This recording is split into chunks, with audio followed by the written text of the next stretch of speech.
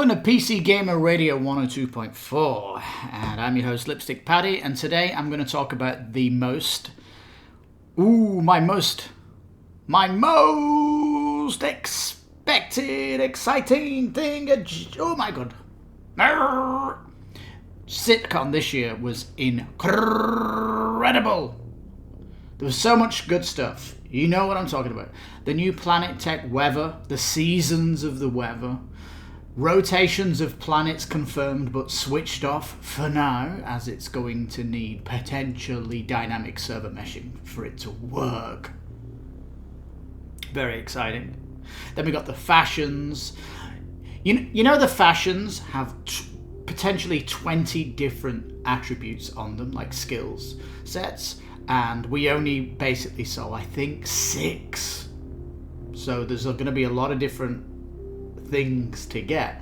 Hopefully when you put this stuff on your ship you can insure it. Maybe there needs to be separate insurance for your outfits that you can get, if they're definitely going to be found out in the world. That was really exciting. Put Squadron 42 aside, of course that is going to be insane when that comes out. I can't wait for that to come out by and by. Might talk about that at the end, but here I'm talking about the most exciting thing that I really was waiting for, and it's the Themepark element of Star Citizen. Oh my god, it's so exciting, peeps. I can't tell you how exciting this is, because all the 12 years it's just been an alpha tech demo, and it winds me up when people call it a game. It is not a game. Simple as that. You're in alpha. You are an alpha tester. It's open alpha. Sure, you've got to pay to get in. That doesn't mean it's a game, though. The real game is Star Citizen 1.0, as we'll see here. Now, Dave Haddock, he's saying that the main story will be a narrative experience, NPC driven. Does that mean voice acted? Is this going to be completely voice acted? They're saying they're bringing over the cinematic elements from Squadron 42, which means that you can talk to an NPC and walk away from that NPC and they will go, "Hey, I'm talking to you, you rude bastard," or whatever it will be. You'll go down on that planet and that guy will remember what you did. "Oh, look at this guy, the ignorant guy," they'll shout at you. Or they'll remember what you did in your mission and they will call you over for it. The world will remember you. That is what they're talking about of the Squadron 42 thing. You will gain reputation with these NPCs because your relationship with those NPCs is going to be going up or down depending on how you react to them. We also know that what you're wearing will have an impact on the NPCs. So you're wearing your pink dyed hair looking like a clown, expect the NPC's reputation to come on you. Yes. Now, Star Citizen is well known for doing things way outside the box. They consider themselves the true next generation game. So they don't expect anything you've seen in any MMO previously. I'm just saying. The cinematic element of Squadron 42 means that cinematics instantly blend from gameplay into cinematic. This is going to be fantastic. Now, we know Squadron 42's story has been complete, and we've been hearing in the monthly reports that the writing team are writing some wild lines here and there, but that's not really taking the writing team up to task, is it?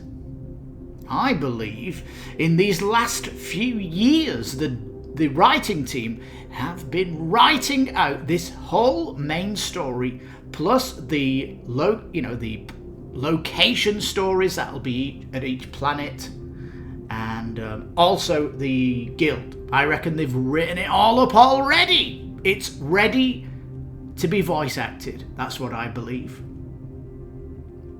Now, we know on the roadmap for 4.0, more heads are coming. They're going to need a gazillion randomations of heads if they're going to populate all the planets. The original plan was there would be 9 NPCs for 1 character. If there's a 1,000 server on the server mesh, that means these are going to be crowded. We're talking, what, 10,000 characters and only 1,000 of them players? It's going to be insane what these locations are going to sound like. Dave did mention that these NPCs on the planets will be in there for 1.0. We do know that server meshing is needed to handle the extra load of the NPCs walking around, and of course all of the animals that they're adding. You know, this story will also introduce you to the guilds and all this stuff which we'll talk about in this video also. But can you imagine how great it's going to be to have missions send you from system to system all the way to Terra? It's going to be truly, as Dave Haddock said, an exciting, thrilling. It's going to be so good because this is going to be sheer role play that's going on in Star Citizen. He also said you're going to be meeting some people that you've already met potentially in Squadron 42, so you might meet some characters from that. Now, what gets my goat is a lot of YouTubers following Star Citizen are the ones that like the open world part of Star Citizen. They have come from backgrounds of open world games. They don't understand how much of a change this will bring to Star Citizen. You know, how many missions are there going to be on Hurston with the main storyline? How many missions are going to be local to Hurston in the storyline? Not to mention the guild missions on Hurston also. That's giving you a ton of content to do just on the planet, and then it's going to be great moving around the planets. If you go to the building part of Star Citizen, where they talk about space stations, the original video that they show going from planet side to the space station, you will notice that they do a mini jump from the base into orbit. You aren't waiting 3 minutes to climb out of orbit. You can use a mini quantum jump to get up out of space. No one's talking about that.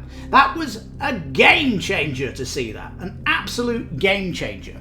If Star Citizen is going into the mainstream, it needs to have these things by cutting out travel time. 100% expect that to happen. And sure, travelling from Hurston to Crusader, well, the servers of the past that had to allocate you will disappear. Server meshing should bring quicker travel between the planets and the systems. That's what we're going to do. Now, so if they have all the main story written, all the quests written, etc., and they're voice acting it now, this could be ready within 2 years. I'm kind of thinking, is it possible to get Star Citizen 1.0 in 2 years? Eh? You're probably thinking, I'm so crazy. What am I talking about? All right, I hope you can hear me out. All right, let's go into the guilds, shall we? Citizenship, of course, going to be important. Look forward to hearing more about that. Right, Nyx. We know Delamar looks almost complete. Of course, it doesn't have its storylines in place. But if we look at the planet, Nyx 3 looks like a gas planet, potentially. Nyx 2 looks like a hazardous planet. Nyx 1 looks like a barren planet that you'd probably have to settle bases on, stuff like that. So I'm thinking that Nyx could easily be done this year, along with the next system, Castra. I believe, because really, out of Nyx and Castra, there's only really one planet-side location out of the two systems. I think this can 100% be done in a year. Of course, the planet-side tech is coming in with the architect system, which will hugely increase the size of the planets. This is going to really bring a lot of exploration gameplay, where the traversal of the planet will be important to kind of explore and find the great resources and things that you can find and stuff like that, you know. Anyway, so yeah, Castra, another planet that is toxic, right? You're gonna be going in and getting out inside of a window. I kind of like that gameplay loop. You know, they have shown the prospector in its original picture, prospecting the surface. So perhaps that's going to come online, that feature for the prospector. And Sherman Landing Zone, we've already seen it in pre-production. I believe they can finish that this year. So for me, the Planet content team can knock this out in a year. I don't think potentially we're gonna get it. I think a lot of stuff will be held back for 1.0, especially when it comes to story.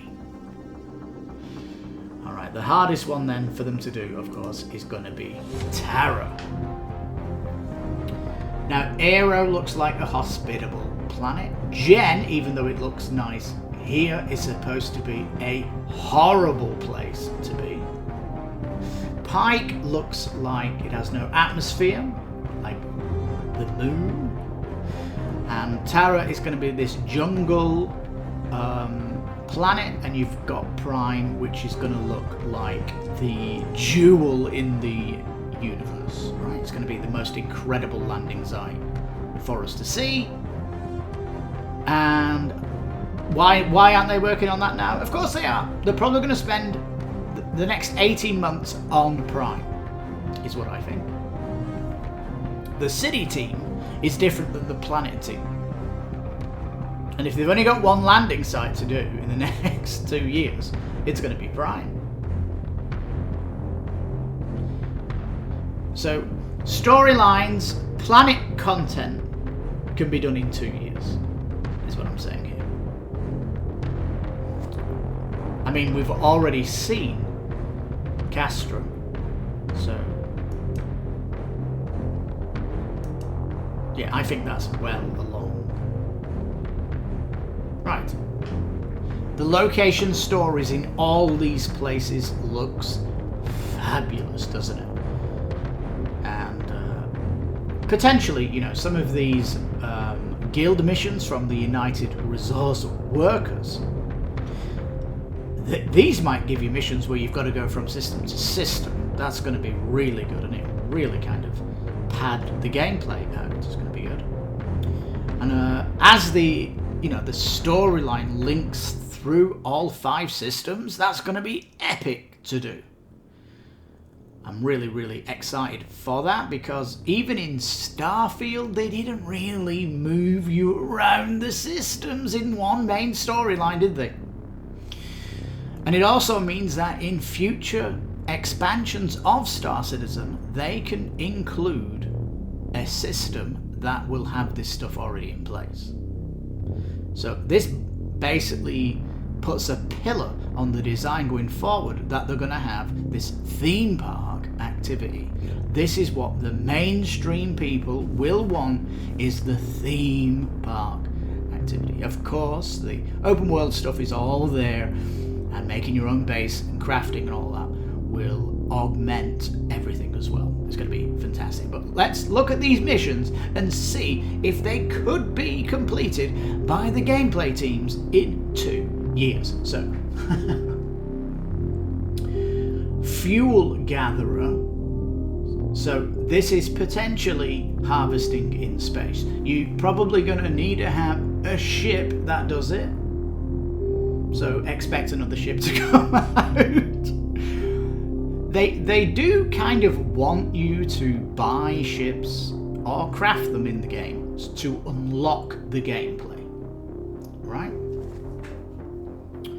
So collecting fuel, we've not kind of seen that gameplay, but that seems like it won't be too much trouble. Missions to salvage, scrape, and component salvage, that can definitely be programmed in right now.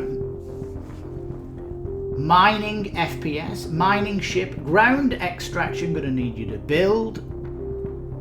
That's going to be easy, right? Totally easy. That's like day 1 of base building, isn't it? Crafting vehicles, interesting. Crafting components and equipment. I think it's going to be good that there's going to be crafting missions for this, because if you saw the crafting panels, in order to do research, you've kind of got to be crafting a lot of these blueprints, right? And if you can, do the quests of the crafting faction, that will really help with your research whilst getting good things coming back. So I think that definitely, the crafting one there is in place. Also, all that's really waiting for then, of course, is base building and the crafting. We expect that in the next 12 to 18 months, don't we? So we're inside the 2-year window. Refining materials, not only do you can do this on potentially planet side, and of course you can at the minute with space stations, can't you? And then builder. Now the question mark there is space stations. Are you really going to get a mission to build a space station? This is supposed to be 1.0. So potentially that is going to be having you doing some baby steps, maybe upgrading a space station that's already in space. It might be a space station that's coming online or something like that. They're building it in the lower. So I think this is going to be a space station in lower, and I think that's just content they need to make. Totally. Let's see if they've got building missions for space stations that are going to be extended or stuff like that. You're only really going to see those kind of missions, in my opinion, in the lawful areas, right? So Castra, Tara, and Stanton. Alright, so I think those missions can 100% be brought in within 2 years. Let's rock it on to the next, shall we?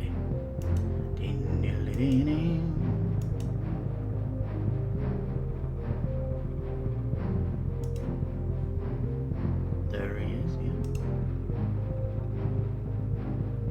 Very exciting. Alright, Interstellar Transport Guild. Recovery cargo. That's pick up and deliver, isn't it? Cargo delivery. That's pick up and deliver, isn't it? Now the big one here is transporter passenger delivery. Well, peeps. This is going to be what I think at the Citizencon for 2025. They're going to show off the passenger ships. Vehicle delivery.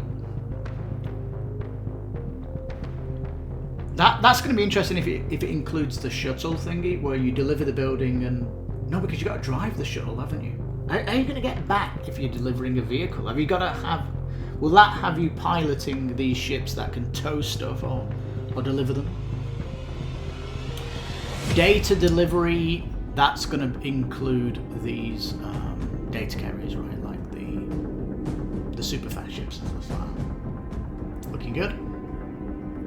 trader, transport and sell cargo, buy and deliver stuff, that's all in the game. And courier, cargo delivery. Courier sounds like box missions, doesn't it? Or medical equipment that you're carrying, like organs or something you might have in a box or something. So the Interstellar Transport Guild, I think that's definitely doable in 2 years. I expect the passenger ships to be at the next Citizencon. And then they'll get produced ready for 1.0. That's what I thought. Let's go to the next, shall we? Imperial Sports Federation. The industrial athlete for mining. Cargo loading, salvaging and repair. That's all in right now, isn't it? Parkour athlete. This is going to have you running across the cities. That's going to be fun. You know, they're building on content from what they have at the minute. That's going to be interesting. Racing driver. We know that they have ground racing. We know that they've got kart racing and they've got ship racing. So that makes sense. They already said that they're going to have this in place. So, you know, we expected this in earlier, but they're holding it off for 1.0 is my opinion. They don't really need to test it or anything. It's all ready to run. And the racing pilot, a death race. So these are kind of gameplay modes that I think to get this done within 2 years is going to be easy peasy. Marksman, kill stuff in Star Marine, already there. Nerf Arena, that's... I don't know what that is. Target shooting, that's from Squadron, isn't it?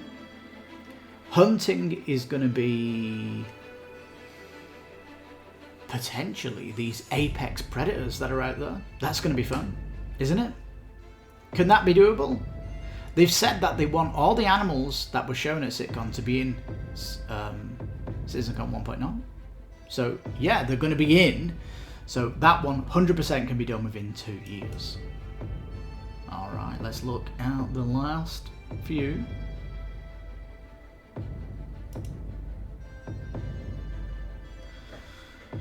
Hunter, you're not just... Oh, go back. Hey. Hunter, you're capturing animals then. You're not technically... Hunting's killing, is it? Not apparently. Collecting animal parts and hunting animals. That's going to be easy peasy. Apart from the capture animals, that potentially means you're going to need a cargo ship to put animals on it. That's going to be fun. I was really interested if cargo could be animals, and it looks like it is going to be.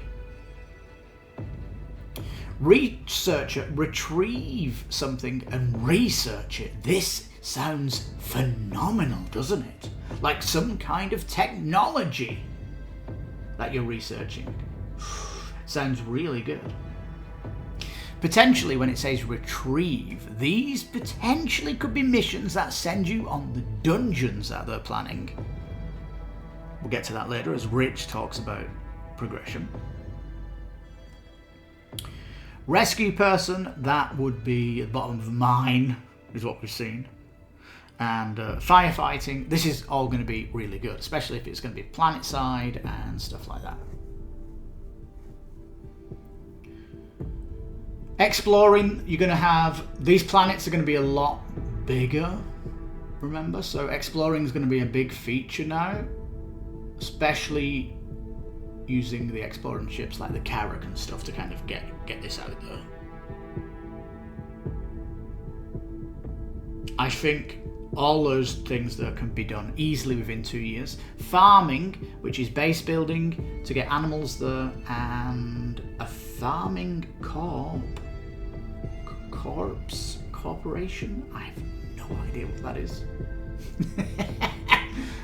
100% 2 years for that, easy peasy.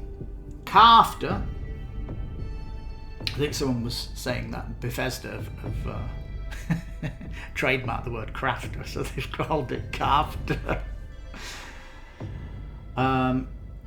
Making food, of course, I think most people want to do this just because the buff is so much bigger, and it means you just have to eat less. And chemical might give you aids in combat and stuff like that, so I think a lot of people might just do that anyway. So yeah, I think this whole shebang here can easily be done in 2 years, no problem.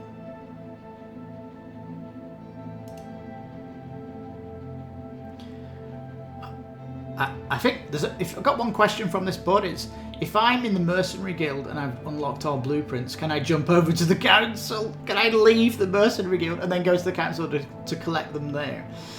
You know, collecting blueprints is definitely a thing that people will want to do.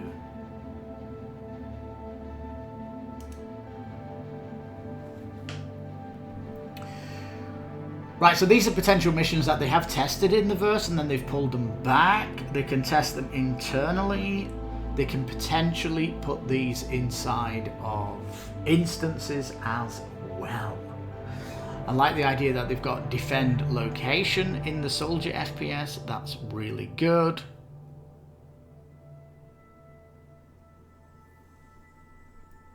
Combat pilot, defend location, defend a VIP. That potentially might mean you're on the move. So yeah, they all sound like really simple stuff that they can put in. Simple as in, you've got 2 years to do it. Can you do it? Of course you can do it in 2 years. You kidding me? And you've got the bounty hunter. You know, a lot of people were expecting Bounty Hunter V2 or V3, but, you know, they're so happy with bounty hunting, they're just going to wait till 1.0. I mean, you can see the missions that are in it.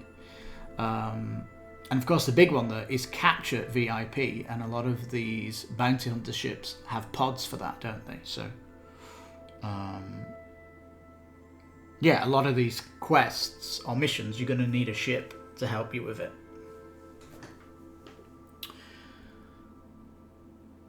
And operative FPS, which is like a spy. I do like the idea of investigating, so you could potentially be like taking photographs and stuff. I don't know what it could be, but that's maybe what it is. But all that looks 100% doable.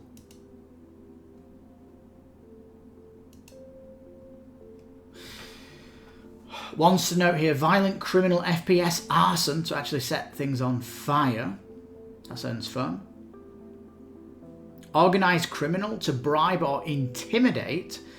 That suggests that you're not going to be simply talking to these NPCs. If you can intimidate them, that suggests something a little bit deeper in conversation-wise, doesn't it? There's also investigate VIP, which again is like following and spying on somebody. That sounds interesting. Crafting, illegal crafting, though, you're going to be doing chemical drugs, which is fun.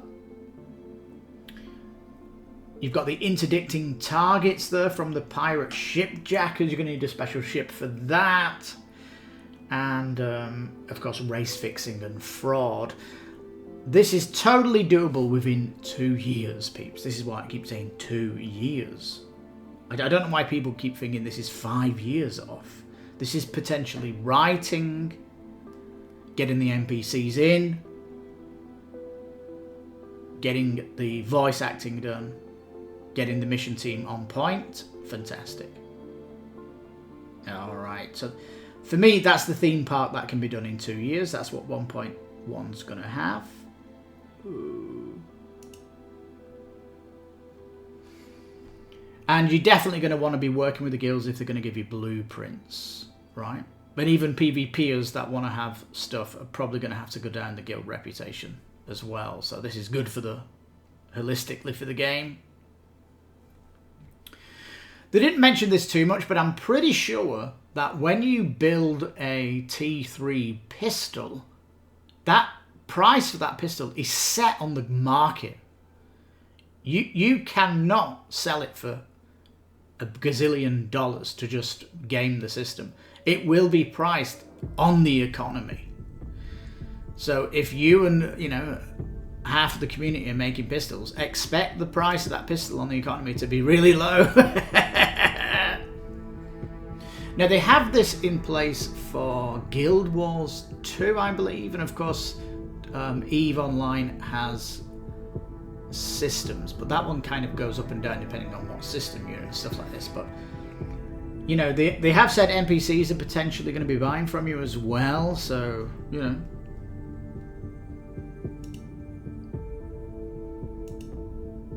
Yes, can you insure your special items? Now, you are going to be able to transfer warranties, aren't you? So, if a T1 ship, like the one that you may have bought in the store, that's a T1 ship. If you've got a T5 version of the ship, that's a different ship. So, will you be able to transfer the warranty, or the LTI if you're coming from the store? Yes. Apply to any ship you own. You can transfer warranties in the game. So if you've got a T1 ship and you get a T5 ship, just transfer warranty over. Fantastic. Now, these will be available in-game, so you will be able to have warranties on multiple ships. This is going to be fantastic. This means that you're never really going to lose anything that you're going to be doing dangerous.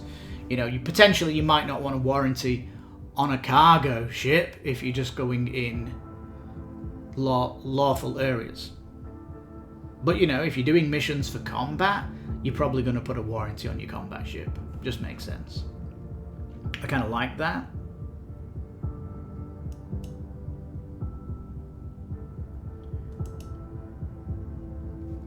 Alright, so we're looking at here then, the 1.0. Can all this be done in a year? I'm confident it can be done in a year.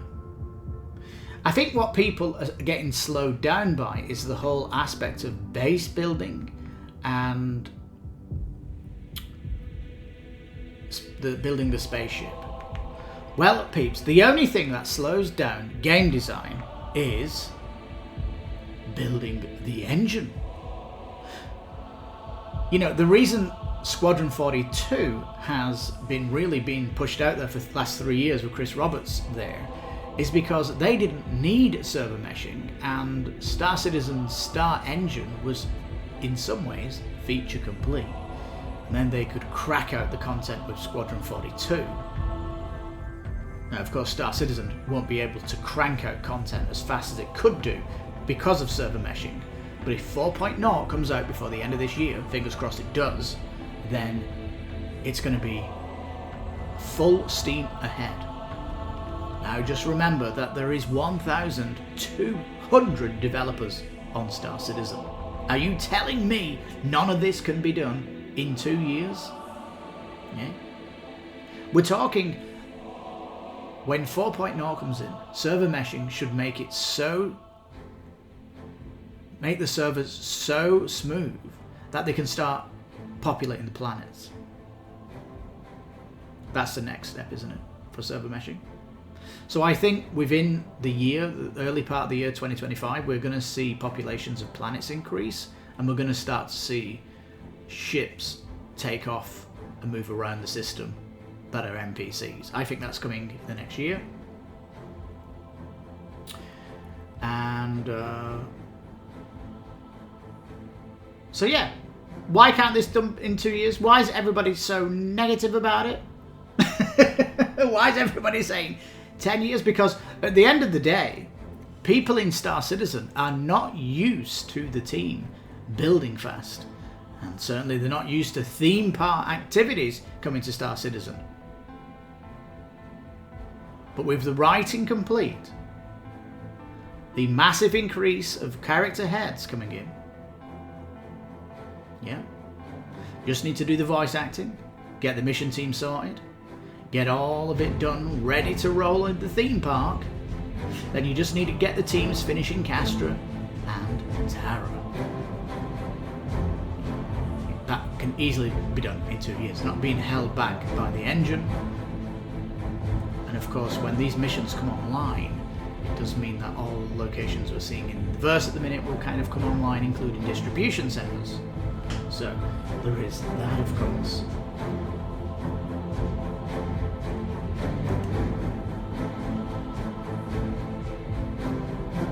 Right. Where's the slide?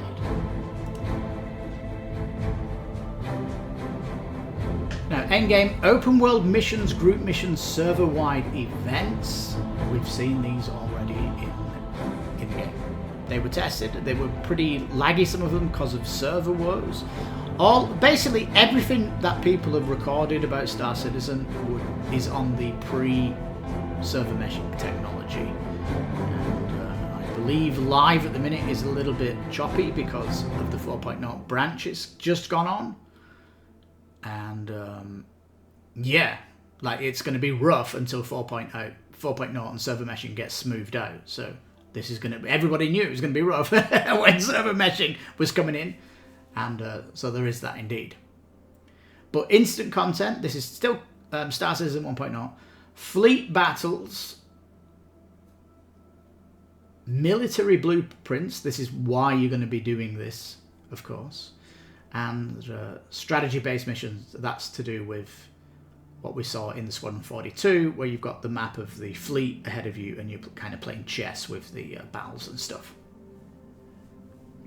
We do know that there's going to be dungeons and stuff that's going to be instanced as well. That was talked about. But, yeah, so potentially Citizen 2025. It's going to have passenger ships, passenger gameplay, and I believe it's going to add security on all the wormholes, and of course planet locations. You'll be going through security because there's going to be lawful ones and unlawful characters walking around. And of course they want the systems where that if you get into trouble, for example in Tara or Stanton, you just got to hold out and wait for security systems to appear and help you out.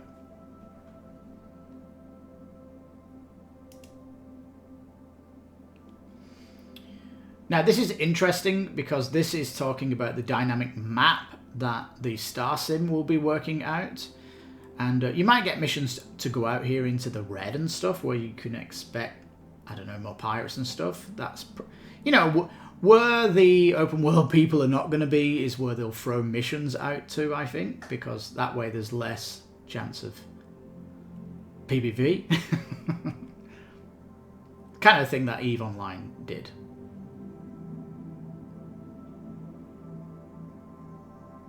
Alrighty. The rest is just the PvP stuff and the ship stuff. Let me show you the planet mission. Alright. So they're on the planet. Now, the ship goes through the shield. This is what a base shield is going to be like. You'll see like a blue bubble. So you can't see it now. And it's like an invisible bubble.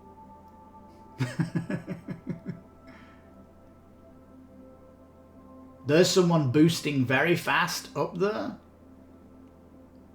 There's the bubble now. He's going through the bubble and now he's quantum jumping, like a mini jump, outside of the atmosphere. This is 100% a mainstream feature where you don't have to wait to get out of the atmosphere. So it was literally 30 seconds, quantum jump out into space, and then you get to your space station. So travel is like 45 seconds, something like that.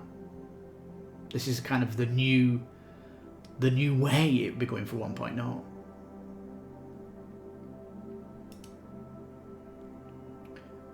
There you can see the Planet Tech V5.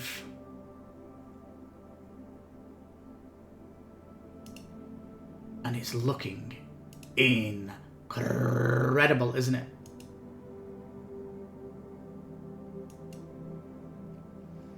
And of course, the other feature that we can see here is the hull series with the magnetic locking onto these docks here. Alright, peeps, I'm telling you now, get down in the comments. Am I crazy thinking this stuff's coming in 2 years? Because in my mind, of course it's possible. Dude, they've finally finished the engine. The development will finally be able to get off the ground and start running. Sure, they're still waiting on other technologies like ray tracing and Vulkan, but Squadron 42 is likely to have that. So, you know, there's still a little bit of the engine, but it's not going to stop what's coming in now. That's kind of something that you can upgrade to. So for me, I think Star Citizen is on the road to 1.0, and I think when Squadron 42 comes out sometime in 2026, I think Star Citizen 1.0 will also be coming out that year as well. Isn't that going to be crazy if it does that? Because this theme park of missions, storylines, characters, NPCs is simply not been possible without server meshing. Server meshing will allow way more entities to appear on the map, and that means NPCs. So this is going to be a game breaker. You know, the actual dev team believes server meshing is the silver bullet, and I'm telling you now, this next 2 years is going to be incredible following Star Citizen, because they are going to be padding all this out and showing us it more. And I think people are going to get more confident that this is coming out sooner rather than later. And peeps, you heard it first on PCGamer Radio that Star Citizen 1.0 is coming out in 2 years. This is the Hope Channel. And now that the theme park is coming to Star Citizen, I'll probably start covering it, because it's the stuff that gamers like me are interested in, which is the theme park element. You know, if you want people talking about the PvP in the game, or talking about the open world nature of Star Citizen, I probably won't be covering that, because my jam is PvE. You know, because in all MMOs I've always been a craftaholic, altaholic, so the whole crafting thingy for me is my jam, and man, the storyline is going to be fantastic. I can't wait for that. So peeps, let me know down below what you think. Why do you think it's going to be longer than 2 years? I'm flabbergasted. I keep watching videos and trying to hear people why they think it's going to be longer than it is, but they just don't understand game development. They don't understand that the major tech hurdle is going to be jumped over. They don't understand that Star Citizen has been crawling for many years as the technology they were building. Now that it's ready, they can finally get up off the ground and start running. It's going to be muy bueno to watch it in this next 2 years, because it's going to come out like gambusters. I'm telling you, with a dev team, 1,200 people, they can't get this done in 2 years. I'll be flabbergasted. Like I said, it's moving away from the game that's on live, and it's moving towards theme park. And with what they've created, it's one incredible platform to make the true next-gen MMO. And it'll be ready for mainstream, because of course it will. It has to be. And my final thoughts about Star Citizen 1.0 is, will the ship store disappear? Hear me out. Is Star Citizen destined to become a subscription game? Yeah. Because how are they going to keep money coming in? With a subscription is how they're going to do it. If you can craft everything in the game, if you can do missions to buy a ship in the game, why would you buy a ship from the store? So yeah, no one's talking about potentially subscription coming in place. You heard that here first. I've been your host, Lipstickpaddy. This is PCGamer Radio. Get your thoughts down below. I want to hear your thoughts. So you take care, stay safe, And my goodness, Star Citizen is gonna be the biggest MMO ever. On that bombshell, thank you so much for watching. You take care, stay safe, and bye-bye for now.